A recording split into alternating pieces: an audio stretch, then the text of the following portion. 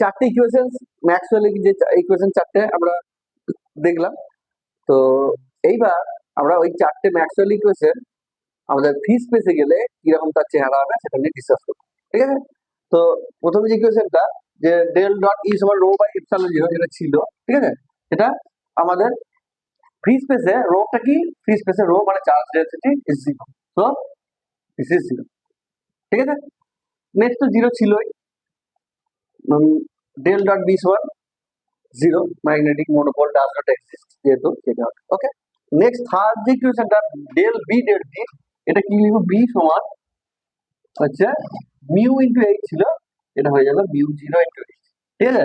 যেহেতু free space সেখানে মিউটা পারমিয়াবিলিটি ইন ফ্রি স্পেস হয়ে যাবে, তার মানে এখানে হচ্ছে minus mu zero into del H by del t, ঠিক আছে।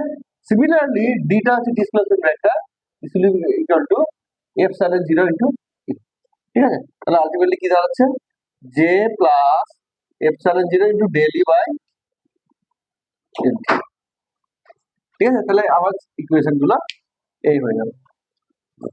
এইবার যে আমি প্রথমেই বড় বড় লেকচার দিয়ে দিলাম যে কি না, তিনটে ম্যাক্সওয়েল ইলেকট্রোম্যাগনেটিক ওয়েভের তিনটে ভেক্টর থাকছে, একটা হচ্ছে ইলেকট্রিক ফিল্ড ভেক্টর ই, একটা ম্যাগনেটিক ফিল্ড ভেক্টর এইচ, একটা K, they are mutually perpendicular to each other. কি করে দেখাবো এটা, আমরা প্রমাণ করে দেখাবো যে হ্যাঁ they is really in perpendicular to each other, ঠিক আছে। তাহলে কি করে হবে, তার জন্য আমাদের কতগুলো ম্যাথমেটিক্স করতে হবে, ঠিক আছে। কিরকম ম্যাথমেটিক্স, তো এই চারটি ইকুয়েশন যেন মাথার মধ্যে ভাসে সমান, হ্যাঁ, বোর্ডে তো লেখা যাবে না তো। তো প্রথম, দ্বিতীয়, তৃতীয়, চতুর্থ ছোট্ট করে পাশে লিখে দিলাম, ডেল ডট ই সমান রো বাই, এটা জিরো হয়ে গেছে, ডেল এটা এক নম্বর ইকুয়েশন, ডেল ডট বি সমান হচ্ছে জিরো, এটা দু নম্বর ইকুয়েশন, ডেল ক্রস ই সমান minus mu zero into del B by del t, del beta হয়ে যাচ্ছে del H by del t, কারণ বি সমান মিউ জিরো ইন্টু এইচ বসেছি, 3 নম্বর। আর 4 নম্বর যেটা del cross H equal to J plus del D del t, যেটা zero হয়ে যাবে কারণ current density in free space is zero, আর ডিটা হয়ে যাবে epsilon zero into del E by del t, ঠিক আছে। এই হচ্ছে চারটে ম্যাক্সওয়েলস ইকুয়েশন। এই চারটে ম্যাক্সওয়েলস ইকুয়েশন ফ্রি স্পেসে আমরা কি করব, এই যে 3 নম্বর ইকুয়েশন 4 নম্বর ইকুয়েশনটা প্রথমে কাজে লাগাবো। এই 3 নম্বর ইকুয়েশনে আমি আবার কার্ল নেবো, যেহেতু রয়েছে curl of E equal to mu zero into del H by del t, ঠিক আছে। এই ইকুয়েশনে আবার যদি আমরা কার্ল নিই তাহলে কি দাঁড়াবে, তারপর হবে নিশ্চয়ই curl of E, curl of E equal to minus mu zero del del t of curl of H, ঠিক আছে। এই কার্ল অফ ই কে ভেঙে ফেলছি ভেক্টরের আইডেন্টিটি দিয়ে, রুলস ইউজ করে, তাহলে হবে del del dot E minus del square E, ঠিক আছে, equal to minus mu zero into, এবার ডেল ক্রস এইচ এর ভ্যালুটা বসিয়ে দাও, তাহলে ডেল ক্রস এইচ এর ভ্যালু এখানে mu zero epsilon zero into del two E by del t two, ঠিক আছে। তাহলে আলটিমেটলি কি দাঁড়াচ্ছে, এবার আর একটা জিনিস ব্যবহার করবো কি, সেটা হচ্ছে ডেল ডট ই সমান জিরো আগেই পেয়ে গেছি, ওটা বসিয়ে দিচ্ছি, তাহলে কথা হচ্ছে মাইনাস ডেল স্কোয়ার ই, এটাকে আচ্ছা থাক, mu zero epsilon zero del two E by del t two will become zero, ঠিক আছে। দিস ইজ নাম্বার 5 ইকুয়েশন হলো। তার মানে আমরা কি পেলাম, ডেল টু ই মাইনাস এটা ইকুয়াল টু, আমরা যদি সাইনটাকে ঘুরিয়ে এটা প্লাস মাইনাস করে দিতেই পারি, this is first equation number 5, ওকে। তো সিমিলারলি আমি বারবার করবো না, এইটাকে যদি আমি আবার কার্ল নিই কি হবে, কার্ল অফ এইচ মানে হচ্ছে del of del dot H minus del square H equal to epsilon zero into del del t of curl of H, curl of E, curl of E এর ভ্যালুটা এটা put করে দেবো, same একই ভাবে minus mu zero into del H by del t, তার মানে হয়ে যাবে epsilon zero mu zero del two H by del t two, তার মানে শুধুমাত্র ই এর জায়গায় এইচ, এইচ এর জায়গায় ই হয়ে যাবে, তাই তো। তাহলে আলটিমেটলি এখানে কি পাচ্ছি আমরা, del two H minus mu zero epsilon zero del two H by কি হয়ে যাবে, এটা del t two will be constant. ঠিক আছে, সিমিলারলি একই সিমিলার ওয়েতে আমরা করব, যদি করি তাহলে শুধুমাত্র এইচ আর এইচটা ইন্টারচেঞ্জ হয়ে যাবে, ইটা এইচটা ইন্টারচেঞ্জ। তো আমরা এই দুটো ইকুয়েশন আমরা পেলাম, 5 আর 6 দুটো ইকুয়েশন পেলাম। একটা হচ্ছে del 2 E minus mu 0 epsilon 0 del 2 E by del T2 equal to 0 R del 2 H minus mu 0 epsilon 0 del 2 H by del T2 equal to 0। এই দুটো হচ্ছে ইকুয়েশন। এবার এই দুটো ইকুয়েশন পেয়ে লাভটা কি হলো, আমি যে আগে যে ফ্রি স্পেসে কোনো ওয়েভ, সে এসএইচএম বলতে পারি বা সিম্পল হার্মোনিক ওয়েভ বা যে কোনো ওয়েভ যদি প্রপাগেট করে, তার যে ওয়েভ ইকুয়েশনের চেহারাটা আগে আমরা পেয়েছিলাম, কি পেয়েছিলাম, যে del 2 ওয়েভে যদি ওয়েভ ফাংশন সাই হয়, del 2 psi minus 1 by c square into del 2 psi by del T2 will be equal to 0. These are the equations of our Maxwell in free space. তো এই যে 5 আর 6 ইকুয়েশন পেলাম, ঠিক আছে, এই 5 আর 6 নম্বর ইকুয়েশনের সঙ্গে একটা সিমিলারিটি রয়েছে ওয়েভ ইকুয়েশন, ঠিক আছে, যেটা এসআইটি ওয়েভ ইন তোমার যে কোনো ইলাস্টিক ওয়েভ ইন মিডিয়াম, ঠিক আছে, ওখানে তো ফ্রি স্পেস হবে না, এসআইটি বললে ভুল হবে বা তোমার সাউন্ড ওয়েভ বললে ভুল হবে, কারণ ফ্রি স্পেসে সাউন্ড প্রপাগেট করতে পারে না। যেগুলো ইলেকট্রোম্যাগনেটিক ওয়েভই বলো, যদি ফ্রি স্পেসে প্রপাগেট করে তার ইকুয়েশনটা এরকম, ঠিক আছে। বা যদি ফ্রি স্পেস ছাড়া অন্য মিডিয়াম হলে হতে পারে, কিন্তু ফ্রি স্পেসে যদি বলো তাহলে কিন্তু ইলাস্টিক ওয়েভ বাদ দিয়ে অন্য ওয়েভ বলতে, তার ইকুয়েশনের চেহারাটা হবে del 2 psi minus 1 by c square into del 2 psi by del T2 equal to 0। তো এই যে equation, wave equation, well known wave equation, যেটা সবার ক্ষেত্রে applicable. If we compare this wave equation to this two equations, then we easily get that psi equal to 1 by root over of mu 0 epsilon, ঠিক আছে। তাহলে এবার mu 0 epsilon 0 value যদি put করে দিই, 8.85 10 to the minus 12 with 4.10 to the minus 7 যে যাবতীয় ছিল যদি পুট করে দিই, তাহলে আলটিমেটলি যেটা আসবে 3 into 10 to the power 8 meter per second, ঠিক আছে।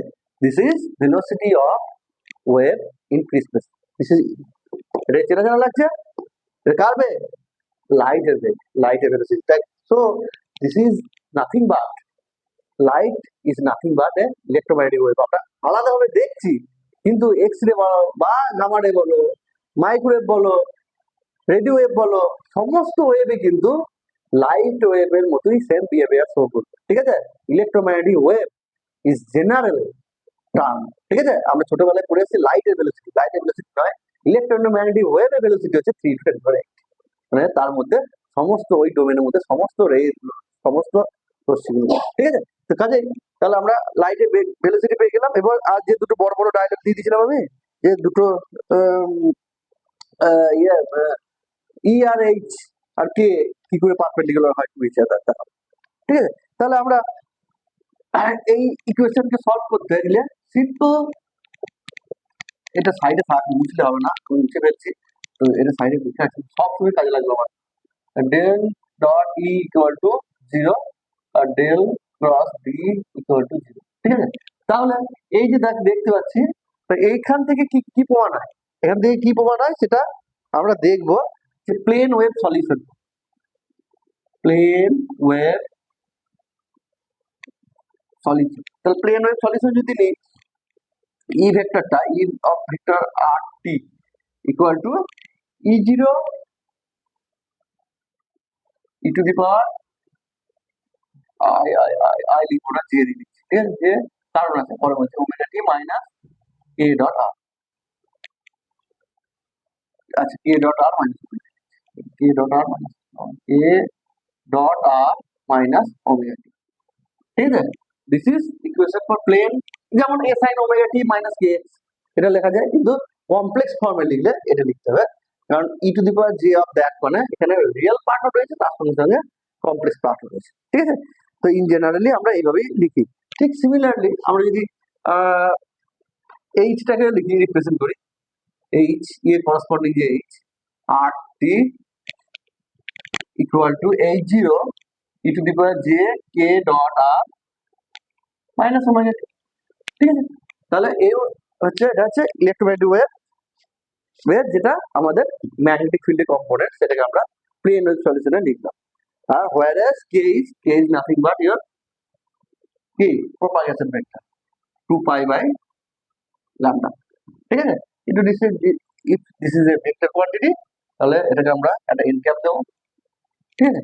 এটাকে আমরা যদি ল্যামডাটাকে নিউ ট্রান্সফার করো, ঠিক আছে, সি সমান নিউ ল্যামডা, তাহলে ল্যামডা সমান নিউ বাই সি, তাহলে 2 পাই নিউ বাই সি, তাই তো নাকি? 2 pi nu by c into n cap, ঠিক আছে। তাহলে this is well known your propagation vector, ঠিক আছে।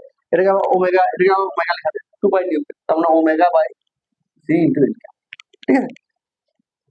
এই হচ্ছে তিনটে। এবার তিনটে যে পরস্পরের পারপেন্ডিকুলার সেটা দেখাবো। তার জন্য প্রথমে আমি যদি একটা জিনিস সাবস্টিটিউট করবো, সেটা যে প্রথমে 1 নম্বর আর 2 নম্বর ইকুয়েশনে যদি এটা সাবস্টিটিউট করি, তাহলে যেটা আসবে কে ডট ই ইকুয়াল টু 0। আমি বলে কি করে আসবে, আমি এখন শর্টে বলে দিই, ঠিক আছে। যদিও সিম্পল ক্যালকুলেশন দেখে বোঝা উচিত, না হলে কোথাও বলে দিচ্ছি যে যদি এর ডাইভারজেন্স না, ডেল ডট ই মানে ডাইভারজেন্স দিচ্ছি, ডাইভারজেন্স দিচ্ছি মানে কি শুধুমাত্র স্পেশাল পার্টের ডেরিভেটিভ হবে, মানে টাইম পার্টার হবে না। মানে টাইম পার্টটা মানে টি পার্টটা ফিক্স থাকবে, শুধু স্পেশাল পার্টের ডেরিভেটিভ হলে আর এর রেসপেক্টিভ ডেরিভেটিভ, ঠিক আছে। তাহলে আর এর রেসপেক্টিভ ডেরিভেটিভ হলে কি বেরোবে, আর এর রেসপেক্টিভ ডেরিভেটিভ হলে জে আর কে বেরোবে, ঠিক আছে। তাহলে জে আর কে বেরোচ্ছে, তাহলে এখানে লিখতে পারি J dot J k dot E will be equal to 0, J k dot E will be equal to 0।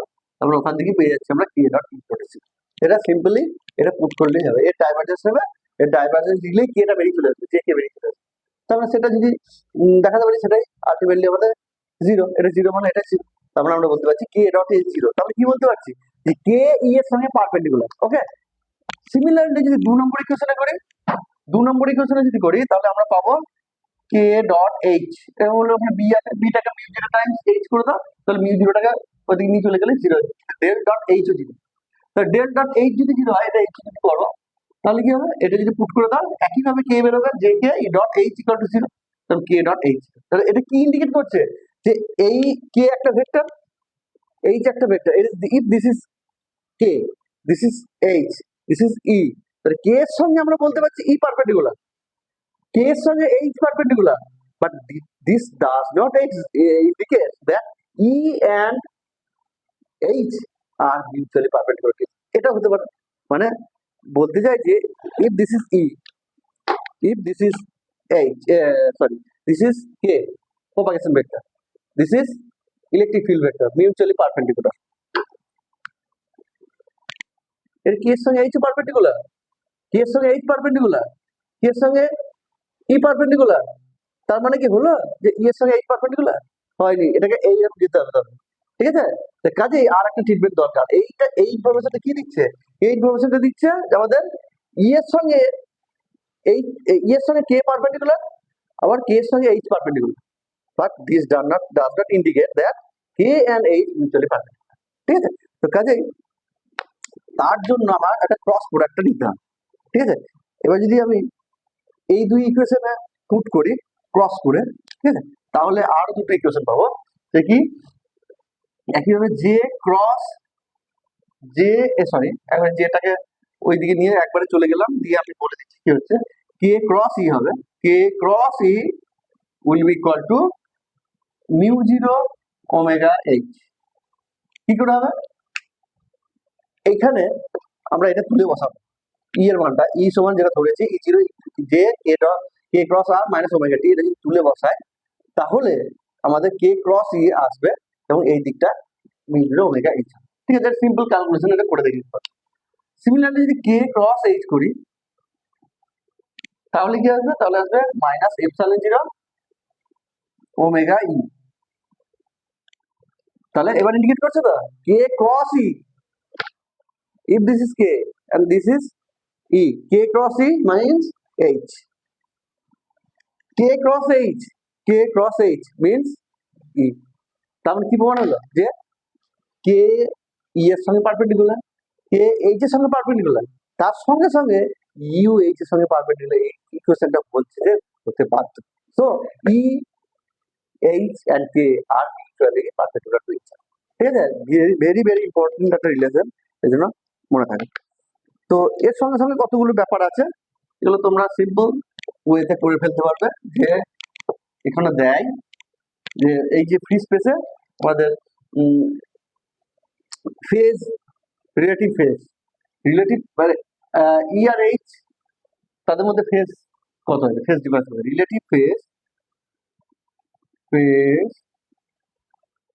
Of E and, ঠিক আছে। তাহলে ই আর এইচ এর মধ্যে ফেজ বের করতে গেলে তাহলে আমি কি করব, এই দুটো ইকুয়েশন ব্যবহার করে, ঠিক আছে, আলটিমেটলি আমরা যেটা পাবো সেটা হচ্ছে ওই যে ডেল টু, এইখান থেকে একটা ইকুয়েশন পেয়েছিলাম, আবার বলে দিচ্ছি আমি, del two H equal to minus del two H, sorry, del square H minus epsilon zero mu zero del two H by del t two equal to zero, আর del two E মানে del square E minus mu zero epsilon zero, ঠিক আছে, del two E by del t two equal to zero, ঠিক আছে। এই দুটো equation ব্যবহার করব, এবং এটা আমরা যদি যে এই যে প্লেন ওয়েভ সলিউশন যেটা ধরেছিলাম ওখানে যদি পুট করি, ঠিক আছে, এটা বাড়িতে তোমাদের করতে হবে, কে স্কোয়ার ইকুয়াল টু আসবে epsilon zero mu zero into omega, ঠিক আছে, এটা ইজিলি দেখানো যায়। আচ্ছা, তাহলে এখান থেকে আমরা একটা গুরুত্বপূর্ণ ইনফরমেশন পেয়ে যাবো, ওমেগা যেটা সরি ওমেগা স্কোয়ার, বলতে আমরা omega square by k square, যেটা আমরা ফেজ ভেলোসিটি বলেছিলাম, ঠিক আছে, এটা মানে তুমি দেখলাম এটা, ঠিক আছে, তার মানে omega by k 1 by epsilon zero mu zero, ঠিক আছে। তাহলে ওমেগা বাই কে মানে হচ্ছে 1/√, এপসাইলন জিরো, ঠিক আছে, দিস ইজ ইয়োর ভেলোসিটি, ঠিক আছে। আচ্ছা, এরপরে আরেকটা জিনিস বের করতে দেয়, যেটা হচ্ছে আমাদের পয়েন্টিং ভেক্টর, ঠিক আছে। পয়েন্টিং ভেক্টর কিছুই না, পয়েন্টিং ভেক্টর কে ডিফাইন করা হয় ই ক্রস এইচ, ঠিক আছে, মানে ইলেকট্রিক ফিল্ড ভেক্টর আর ম্যাগনেটিক ফিল্ড ভেক্টরের মাল্টিপ্লিকেশন, যেটা এস দিয়ে ডিনোট করে কোথাও কোনো বইতে লিখে S equal to E cross H. তাহলে সব ভ্যালুগুলো যদি পুট করে দাও, ই এর ভ্যালু এইচ এর ভ্যালু, তাহলে যেটা বেরিয়ে আসবে এইচটাকে ই দিয়ে রিপ্লেস করে দাও, আমরা পেয়ে গেছি এইচ আর ই এর মধ্যে কানেকশন আমরা পেয়ে গেছি, তাহলে 1/মিউ জিরো ওমেগা, ঠিক আছে, কিন্তু ই ক্রস, আর এই যে আমি একটা ইকুয়েশন লিখেছিলাম মনে হচ্ছে, কে কে ক্রস ই, ওই কে ক্রস এইচ বা কে ক্রস ই থেকে ওখান থেকে ওইটা তুলে বসিয়ে দিলে না, ঠিক আছে, এটা ই ক্রস, এটা ই থাকছে ই ক্রস কে ক্রস ই, ঠিক আছে, কে ক্রস ই হলো, কারণ এইচ সমান আমরা কি পেয়েছি, এই যে একটু আগে লিখলাম এইচ সমান 1/ওমেগা zero mu zero omega into k cross, তাহলে এইচ এর ভ্যালুটা বসিয়ে দিলে আমার ই থাকবে, বুঝে গেছে। তাহলে এটা সিম্পল।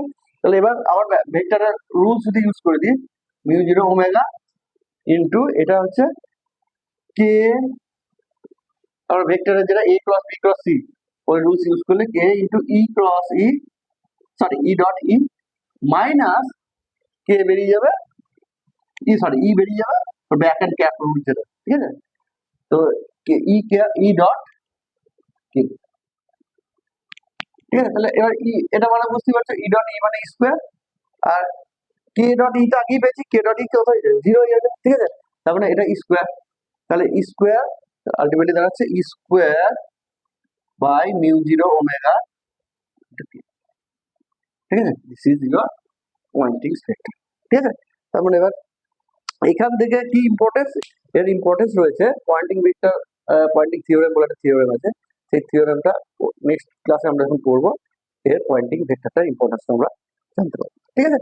আচ্ছা, এবার আরেকটা ছোট্ট কথা, এটা বললেই এটা কমপ্লিট হয়ে যাবে, যেটা হচ্ছে তার মানে আমরা ইলেকট্রোম্যাগনেটিক ওয়েভ যেহেতু, তার মধ্যে ইলেকট্রিক ফিল্ড ভেক্টরও রয়েছে, ম্যাগনেটিক ফিল্ড ভেক্টরও রয়েছে, তাহলে টোটাল, তাহলে সে একটা ইলেকট্রোম্যাগনেটিক ওয়েভ যে প্রোপাগেট করছে, তাহলে কি কি এনার্জি প্রোভাইড করছে, ইলেকট্রিক এনার্জি প্রোভাইড করছে, তার সঙ্গে সঙ্গে ম্যাগনেটিক এনার্জি প্রোভাইড করছে, আমরা জানি। তাহলে টোটাল এনার্জি কি প্রোভাইড করছে, টোটাল এনার্জি যে প্রোভাইড করছে এটা আমরা সিম্পলি বের করতে পারি, যে টোটাল এনার্জি ডেন্সিটি, বলবো এনার্জি ডেন্সিটি ইকুয়াল টু হচ্ছে ইলেকট্রিক এনার্জি, এটা half epsilon zero square plus half mu zero H square, ঠিক আছে। তাহলে এই দুইয়ের সমষ্টি হচ্ছে আমার ইলেকট্রোম্যাগনেটিক ফিল্ডের এনার্জিটা, ঠিক আছে? তাহলে এবং এই দুটো এনার্জি সমান হয়, কি করে সমান হয়? একটা যে আমরা ইকুয়েশন পেয়েছিলাম কে ই ইকুয়াল টু হচ্ছে মিউ জিরো ওমেগা এইচ, এটা আগেই পেয়েছিলাম এই ইকুয়েশন। ঠিক আছে? এই ইকুয়েশন থেকে আমি যদি একটা কাজ করি, root over epsilon zero into E equal to root over mu zero into H, ঠিক আছে? এটা লিখতে পারি। এটা যদি লিখি বোথ সাইডে যদি স্কোয়ার করে দিই, হাফ দিয়ে গুণ করে দিই, তাহলে কত হবে? তাহলে half epsilon zero square equal to half mu zero H square হলো।